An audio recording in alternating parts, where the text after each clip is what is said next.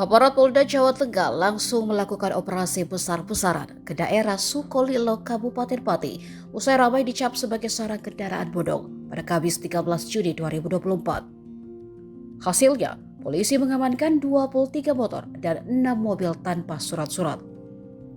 Direktur Reserse Kriminal Umum Polda Jawa Tengah Kombes Johansen Ronald Simamora menjelaskan puluhan kendaraan bodong itu diamankan dari 3 daerah, Kecamatan Sukolilo, Trangkil, dan Tampakromo. Nama Sukolilo sebelumnya ramai disoroti usai seorang bos rental mobil asal Jakarta, Burhanis, tewas dikeroyok warga sekitar. Korban diteriaki maling warga ketika hendak mengambil kembali mobil miliknya yang ia rentalkan. Sisi kelam Sukolilo kemudian dibongkar netizen. Banyak mengatakan daerah tersebut adalah sarang kendaraan bodong. Sementara itu, camat setempat Andrik Sulaksono langsung melakukan rapat dengan tokoh masyarakat termasuk Kapolsek usai Sukolilo dicap jelek.